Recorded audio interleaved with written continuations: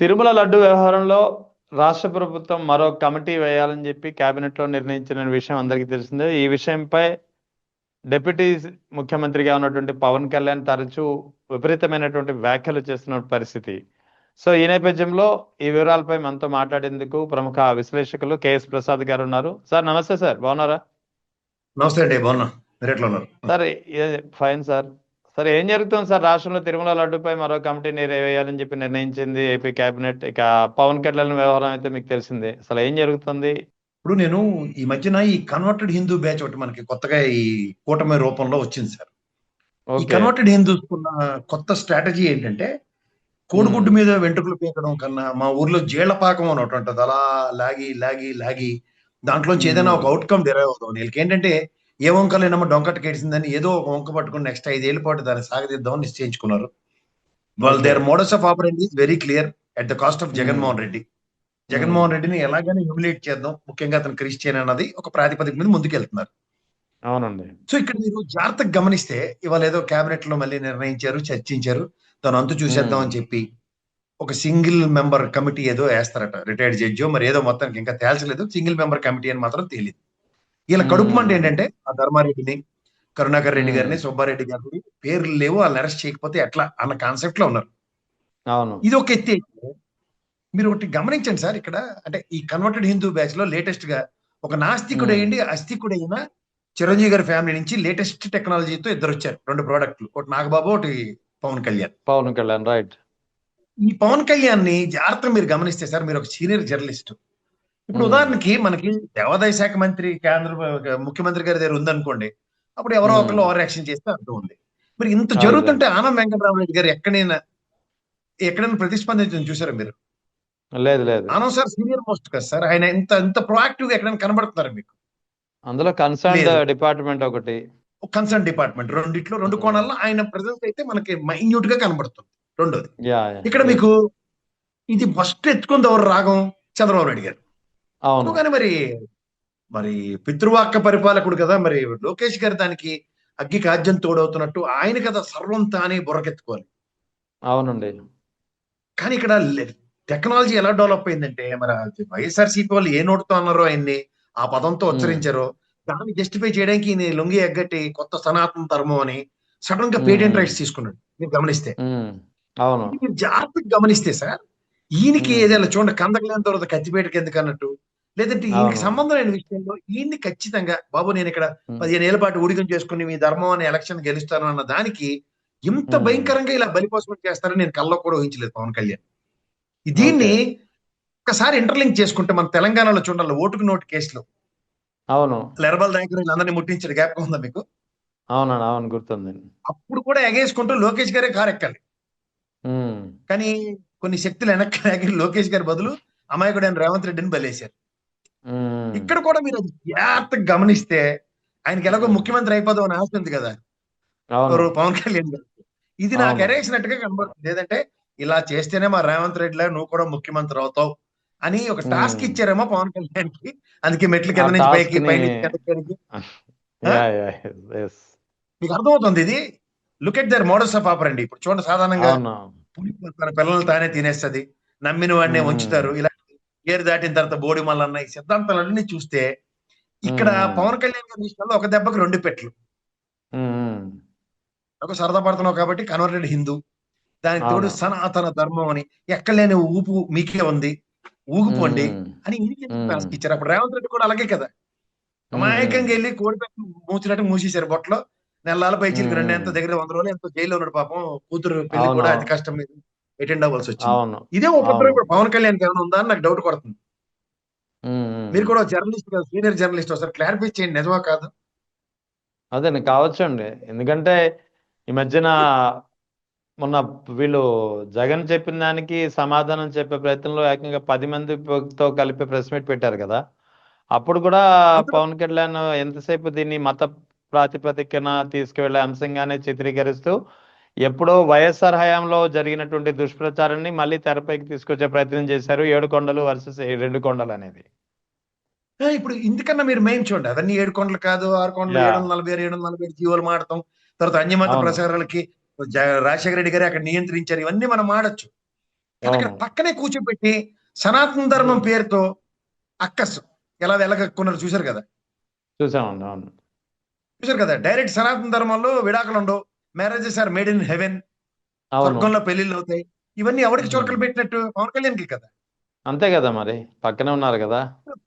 ఇందులో మీరు ఒకటి గమనించండి సార్, వీళ్ళకి ఇష్టమైతే అలాగే, ఇష్టం లేకపోతే ఎలాగంటే, ఇందులో అవును. చంద్రబాబు నాయుడు గారికి పవన్ కళ్యాణ్కి కూడా ఒక చిన్న ఇది ఉంది, ట్రాజడీ. ఉమ్. ఎందుకు చెప్తున్నానంటే, మీరు రామారావు గారి చెప్పండి. స్లోగన్ ఒకటి ఉంది, తెలుసు కదా మీకు, ఏమని? ఉమ్. సమాజమే ఉమ్. దేవాలయం, ప్రజలే ప్రత్యక్ష దేవుళ్ళు. ప్రజలే నా దేవుళ్ళు. యా. కదా.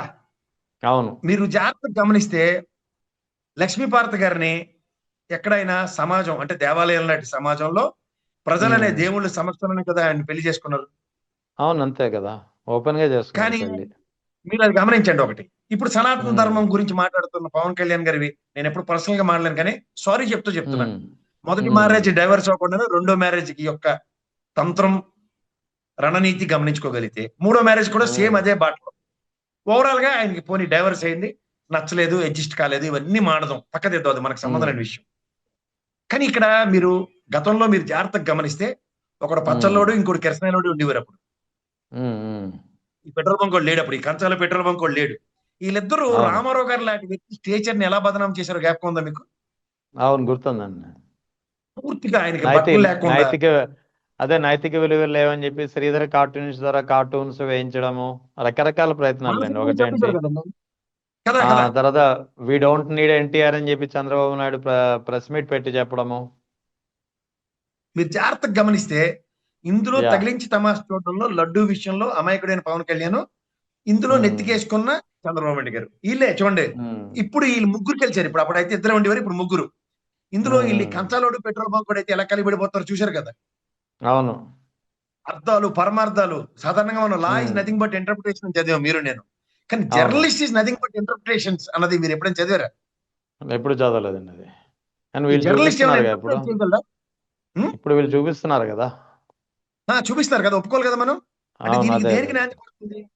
లోకేష్ అనే ఎగ్జాక్ట్లీ. వ్యక్తికి మార్గం క్లియర్ చేయడానికి ఒక దెబ్బకి తండ్రి పవన్ కళ్యాణ్కి ఉమ్. ఇద్దరికి దుకాణం పెట్టారని మీకు కనబట్లేదా? అవును. జాగ్రత్తగా గమనించండి, ఎందుకంటే నేను ఆ అవునండి. కిరసనాయిలోండి పచ్చల్లోండి చచ్చినా నమ్మను. ఉమ్. ఉమ్. రామారావు గారు లాంటి కరెక్టే. దిక్కులేనప్పుడు వీళ్ళిద్దరిని at the cost of yeah. Lokesh కోసం, ఎందుకంటే ఏ ఎండక గొడుగు పడ్డం, ఏ టైంకి ఆ గడ్డి తినడం వాళ్ళకి బాగా అలవాటు. ఉమ్. రామారావు గారిని పైకి లేపింది వాళ్ళే, తబేడిని పాతాళంలోకి తొక్కేసింది వాళ్ళే. ఇప్పుడు అవును, లోకేష్ గారిని ఎగ్జాక్ట్లీ. పైకి కార్యక్రమంలో ఒక దెబ్బకి రెండు పెట్లు, ఒక పక్క చంద్రబాబు నాయుడు గారిని లడ్డూ నెపంతో బదనాం చేస్తూ, లడ్డూని ఉమ్. కొడుకై లోకేష్ గారు కాకుండా ఎక్కువగా నెత్తికెత్తుకున్న పవన్ కళ్యాణ్ గారి రూపంలో ఉమ్. దీనికి మార్గం ఏమైనా క్లియర్ చేస్తారా? మీరు జాగ్రత్తగా గమనించండి. అవును. ఈ అంటే మధ్యలో మొత్తం. అవుట్ అడిగితే యా. అవుట్ చెప్పండి. అడిగితేనే కానీ నాట్ ఒకటి థర్డ్ ఎంపైర్ లా దమిడికి పనికిరాని ఆంధ్రప్రదేశ్ లో బీజేపీ ఒకటి. ఉమ్. ఉమ్. ఉమ్. మీరు గమనించారు ఇది? Yeah, yeah, exactly. హిందువులు కన్వర్ట్ అయ్యి హిందువులు అవడం ఏంటి? పైపెచ్చు ఉమ్. లేని లడ్డు కొవ్వుని వీళ్ళు ఎత్తికేసుకోవడం అంటే, ఆ దిక్కుమాల స్క్రిప్ట్లు రామారావు గారిని బదనాం చేసే స్క్రిప్ట్లు ఒక పక్క పవన్ కళ్యాణ్ గారికి చంద్రబాబు గారికి ఉమ్. ఇవ్వడం ఏంటి? లోకేష్ గారిని ఇందులో అవును. ఇన్వాల్వ్ చేయకపోవడం ఏంటి? ఈ మూడు అవును. కోణాలు ఒకసారి ప్రజలకు గమనించమనండి. అవును. అంటే రానున్న ఉం? కాలంలో ముఖ్యంగా తెలుగుదేశం అండ్ జనసేనకి సంబంధించి ఎవరైతే మెయిన్ ఫిగర్స్ ఎవరైతే కనిపిస్తున్నారో వీళ్ళందరూ తెరమరుగై ఇక నారా లోకేష్ కి తెరపైకి తీసుకొచ్చే ప్రయత్నం జరగబోతోంది. అంటే ఇదే తరహా రామారావు గారికి చూసాం కదా సార్ మనం. ఎగ్జాక్ట్లీ, చూసామండి మనం. అప్పుడు కూడా ఆయన సిట్టింగ్ ముఖ్యమంత్రి కదా. అవును. సడేలు మన కొంప ముంచారు ఆయనకి. ఉమ్. ఉమ్. ఉమ్. ఈసారి కూడా అదే దానికే నాంది పలికారా? మీరు జాగ్రత్తగా ఉమ్. గమనించుకోండి. ఉమ్. Okay, okay. నాకు ఎందుకో ఇది 2 రోజులు బట్టి ఈ కంచాలోడు ఓవర్ యాక్షన్ చూస్తే మరి ఘోరం కనబడుతుంది. అవును. ఉం? మీరు చెప్పేది అయ్యే సూచనలు కూడా ఉన్నాయి. అలాగే పరిస్థితులు చూస్తుంటే గమనిస్తుంటే అలాగే అనిపిస్తుంది. ఇప్పుడు మీరు జాగ్రత్తగా గమనిస్తే దేవాదాయ శాఖ మంత్రి ఇన్వాల్వ్ అవ్వట్లే, ఇంకో పక్క అవును. లోకేష్ గారి ఇన్వాల్వ్మెంట్ ఉండట్లే. కానీ సందట్లో చెడేమి ఉమ్. లోకేష్ గారు పేరు చెప్పి పైకి ఎదుగుదాం అనుకున్న దగ్గర ఈ పవన్ కళ్యాణ్ తెచ్చి ఈయన బలిపశువుని చేస్తారు. అవతల పక్క చంద్రబాబు ఉమ్. నాయుడు గారికి తగిలించి తమాషా చూస్తున్నారు. అవును. ఆయనకి ఇంకా అలా అంతం కాదు ఇది ఆరంభం సినిమాలో కృష్ణ గారు రోల్ ఇచ్చారు. ఇంకా ఆయనకి అవును. ఎన్ని రకాలుగా తప్పించుకోకుండా ఇవాళ క్యాబినెట్ లో కూడా అదే డిస్కషన్. అలా ఉమ్. కిరసాలోనే ఇదంతా మెయిన్ కల్పిట్. ఆ కిరసాలోని ఓకే, తక్కువ ఓకే. అంచనా కంచి. ఆడు రైట్ ఎవరికి రైట్ డబ్బులు రైట్ ఇస్తే ఆడికి మాట్లాడతాడు. మీరు డబ్బులు ఇవ్వకపోతే అన్నదానికి ఎవరో అక్కర్లే, మనకి షర్మిలమ్మ నిదర్శనం. అవునవును. ఇదేంటి నా వార్త ఒకటి కూడా వేయకుంటున్నారని, పేమెంట్ ఆగిపోయినా ఉమ్, ఆగిపోతారు అక్కడ. అవునా కదా? అవునవును. అంతే అంతే. ఏదో తేడా కొడుతుంది నాకు. ఎగ్జాక్ట్లీ. సరే ఇది ఇది ఓవరాల్ గా ప్రజలు అవును. ఇప్పుడు ఈ ఏపీ అసెంబ్లీకి సంబంధించి ఏపీ అసెంబ్లీ సమావేశాల్లో ఇవాళ వైఎస్ఆర్ కాంగ్రెస్ పార్టీ అధినేత జగన్ హాజరయ్యారు. దీనిపై పెద్ద ఎత్తున ఒక చర్చ నడుస్తుంది. మీరు ఎలా విశ్లేషిస్తారు ఈ పరిణామాన్ని? నాకైతే గాంధీ గారి మాటలు బాగా వింటున్న జగన్మోహన్ రెడ్డి కనబడుతున్నాడు. ఉమ్, 3 కోతులు ఉంటాయి తెలుసు కదా. చెడు వినవు, ఉమ్, చెడు చూడవు, చెడు ఉమ్, మాట్లాడమని ఈ ఉమ్, 3 ఉంటాయి. అవి నిజంగా ఉమ్, పవన్ కళ్యాణ్ గారు వీళ్ళందరూ గ్రహించగలిగితే బాగుండు, కానీ అన్ఫార్చునేట్లీ జగన్మోహన్ రెడ్డి బాగా గ్రహించాడు. ఎలా అంటే గవర్నర్ పచ్చి అబద్ధాలు చెప్తుంటే విని ఓపిక లేక ఉమ్, ఆ స్వామి ఏదో నువ్వే స్వామి కాగితాలు ఇసిరేసి బయటికి పోయాడు ఆయన. అవును మీరు గమనించారా? అవును ఎగ్జాక్ట్లీ చూశాను. గవర్నరు ఆయనకి ఏంటంటే చేసిన పాపాలకి భగవంతుడు ఎలా శిక్షిస్తాడంటే, ఒకటి రిపబ్లిక్ డే, ఇంకోటి బడ్జెట్ ఉమ్, సమావేశాల ముందు పచ్చి అబద్ధాలు మాట్లాడిన.